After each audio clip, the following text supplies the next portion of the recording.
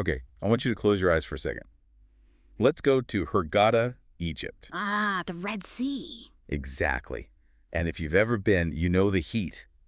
It just hits you differently there. It's so heavy. It's the humidity. It's thick, almost something you can touch. Right, thick with salt and, exhaust fumes. Right. But I want you to step out of the sun for a moment and into a hallway. A specific residential building. A specific building, yeah. Yeah. Not on the main tourist strip, but far enough away that the glamour starts to fade a bit. It's the kind of place that's normally just quiet. Tile floors, the echo of neighbors cooking. But in this hallway, the air changes. It gets heavy. Yeah. And there's a smell here that just doesn't belong. The building guard, the doorman, he's been noticing it for days. And he'd know the difference, right? He knows garbage, he knows sewage. Oh, absolutely. This isn't that. It's that primal biological alarm bell that goes off in your brain when you detect something that used to be alive. It's a scent that triggers a very specific fear response. You know it before you can even name it. Exactly. And in this case, that smell was fighting a war against physics to even get out. So the police finally show up. They show up.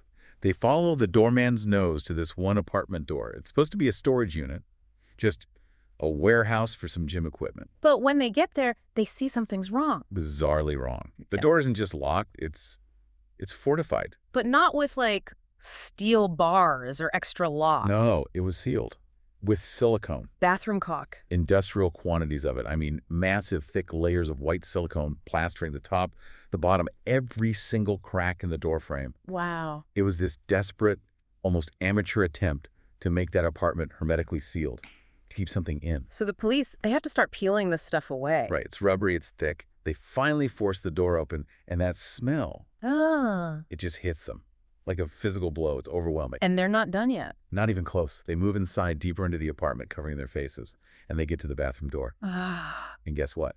Oh, no. More silicone. More silicone. Another aggressive, airtight seal. So they breach the second barrier. They kick open the door, and there it is. What do they find? Center stage, Yeah. in this tiled bathroom, a metal barrel just sitting there. A barrel. Next to it, which is so strange, a single old shoe. And inside that barrel, encased in a solid block of concrete, was the answer to a mystery that had been haunting a family for 2 agonizing years. Today we are unpacking the case of Firas Nabil. This isn't really a whodunit. We know who did it. Yeah. This is a story about how a golden boy businessman, a million-pound financial trap, and a crime so calculated, so chemically sealed that it almost worked. I mean, we're talking about a man who stood over a barrel of cement in a bathroom and then, went out to dinner. The duality is what's so fascinating. You have this brutal, messy, physical crime. Yeah. But then you have this extreme, almost clinical attempt to sanitize it. The silicone is the perfect symbol for that, isn't it? It's a cheap household solution to this horrific, monstrous problem. It suggests a mind that believes if you just patch over the cracks, reality itself will just disappear. So let's go back. Before the smell, before the barrel, who was this guy? Right, because by all accounts, Firas Nabil wasn't some lurker in the shadows. He was a success story. He was the guy you wanted to be, Firas Nabil Zaki. He was a Jordanian national, moved to Egypt in 2009 looking for a fresh start. And he chose Hurghada, which, it makes sense. It's a boomtown, a tourist hub. It's a place where if you have ambition and a bit of capital, you can make things happen fast. And he did. He opens a business called the Chinese Massage Club. Which, despite the name, was apparently a legitimate high-end health spa. And it was a hit. He was making good money. He even marries a Chinese woman who was living in Hurghada to help him run it. So he's hiring staff, he's renting multiple properties. To the outside world, this guy has the Midas touch. He's built this very specific persona. The hardworking expat. The provider. The reliable boss. And that reputation is crucial. It becomes his shield later on. People. Well, people trust success. They don't look for cracks in the armor of a man who seems to have it all figured out. But then, in 2011, the cracks start to form. Or rather, he walks right into a trap he sets for himself. He's at a cafe after work, and a friend introduces him to a young woman, Yasmin Fawzy Mansour. And the dynamic here is so important. Yasmin is 19. She's beautiful, young, and local. And Firas is the established, wealthy, foreign investor. There's a power imbalance right from the start. But not necessarily the one you'd expect. Because Firas falls hard. He decides pretty quickly he wants to marry her. Now, he is already married. Right. to his Chinese wife, his business partner. Hmm. But he decides to take Yasmin as a second wife, which is legally permitted, but it's complicated. He keeps the first wife completely in the dark. Of course. But Yasmin's family, they look at Firas and they see, well, they see dollar signs. They see security. And this brings us to the financial mechanism that really drives this entire tragedy. The qiyam. The list, yeah. In Egyptian culture, especially during marriage negotiations, the qiyama is basically a promissory note. Okay, so break that down for us. It details the value of goods the bride brings to the marriage, but it really acts as a guarantee for her. If the husband divorces her without cause, or if things go south, he owes her the value on that list. And Yasmin's family, they looked at this wealthy businessman. And demanded he sign a list valued at 1 million Egyptian pounds. £1 million. In 2011, that's a fortune. It's a massive amount of money. And Firas, he signs it. Without blinking. It seems like it was pure arrogance. He probably thought, I have money, this will work out, I'll never actually have to pay this. He treated a £1 million liability like an autograph. And the moment that ink hit the paper, he put a price tag on his own freedom. That signature is the seed of the entire crime. So they get married in early 2012, and almost immediately, the golden boy life starts to fall apart. The honeymoon phase was, well, it was non-existent. According to Firas's later accounts, and we have to remember, this is his version of events, his justification. He claims he discovered almost immediately that Yasmin had a severe drug problem. Right. He claims she was using constantly. He says he begged her to stop. She promised she would, but she didn't. The fighting starts, and suddenly this successful businessman is living in total chaos. He moves them to a different apartment far away from the spa to try and get a fresh start. But the toxicity just follows them. Whether her addiction was real or exaggerated by him, the dynamic was clearly volatile. You have a man who is obsessed with control and his image, living with a situation he absolutely cannot control. And then comes the ultimatum. The divorce conversation. Firas wants out. He's done. But Yasmin plays the card he handed her. She tells him, fine, divorce me, but I want my £1 million. And that's the moment the trap just snaps shut on him. He can't pay that. Or maybe more accurately, he won't pay it. If he divorces her, he's financially ruined. If he stays, he's miserable. He is completely cornered. And when a narcissist feels cornered, they don't look for compromise. They look for elimination. The records mention this chilling description of his mindset. It says, this is the moment the devil began to think for him. And you can see the shift. He stops reacting and starts planning. It becomes logistical. Like a project, a horrible, horrible project. Exactly. He starts dismantling his life to create a stage. He tells everyone the spa is losing money, which is a lie. And he closes it down. But he keeps paying rent. He keeps paying the rent. That's the huge red flag. Why pay rent on a closed business? Because he needs the location, the privacy, the control. Right. He convinces Yasmin that they're having money trouble, that they have to leave their home and move into the spa itself, which has living quarters. So he's moving his victim into a commercial space he controls, away from neighbors who might hear a scream. And then he makes one more acquisition. He rents a tiny secondary apartment right next door to the spa. The warehouse. The warehouse. He tells the landlord it's for storing equipment. But in reality, he's acquiring empty space he holds the keys to. He wasn't renting an apartment. He was renting a tomb. Precisely. So let's go to the night of the crime. It's 2012.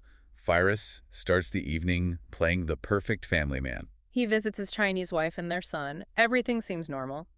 But then, at 2 a.m., he leaves. He goes to the spa where Yasmin is, and according to him, he walks in to find her consuming a large amount of drugs. This triggers a massive fight. She demands the money again. Pay me or I stay. He goes to sleep in the same place, just stewing in this rage.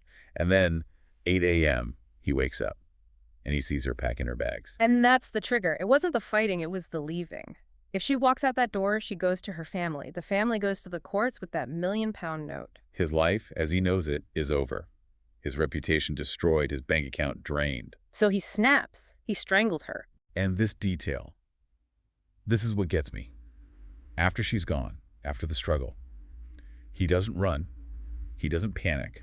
He sits next to her lifeless body for 2 hours. Just thinking. That silence is just terrifying. It's the processing time. He is converting a human being, his wife, into a problem that needs to be solved. He isn't mourning. He's strategizing.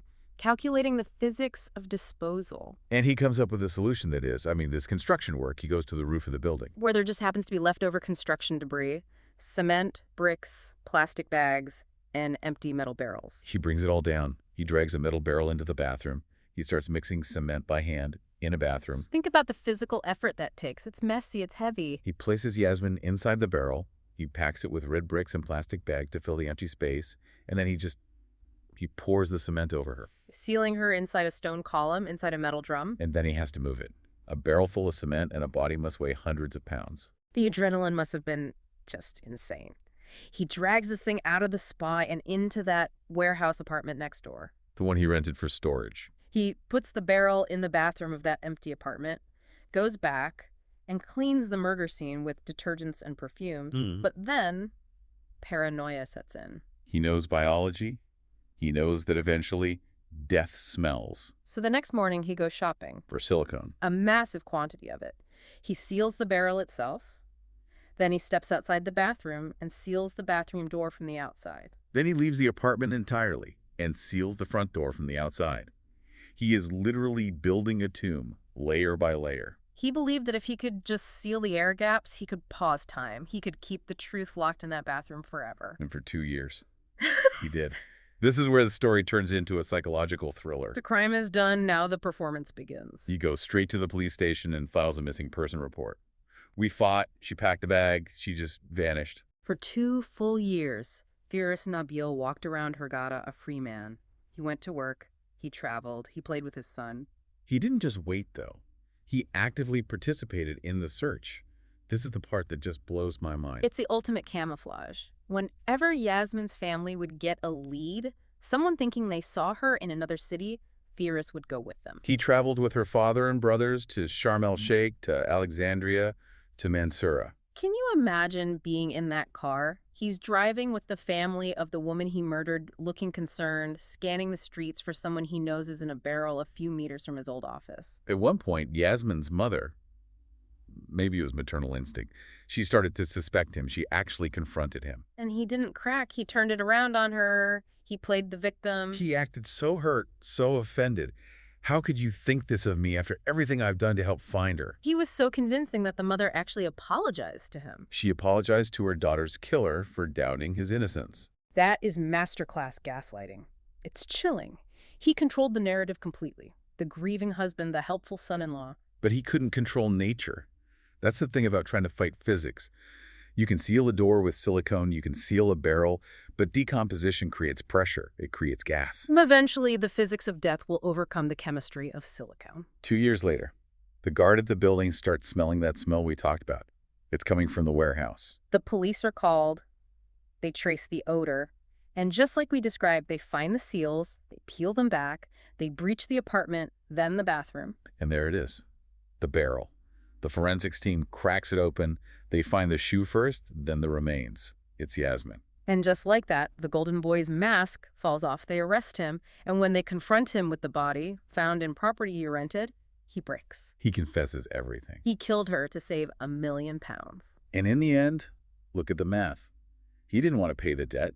Instead, he lost the money, he lost his businesses, he lost his freedom, and he took a life. The motive is a kind of grim absurdity. He destroyed everything to avoid a debt that, in the grand scheme of a life sentence, means absolutely nothing. It just brings us back to that final image.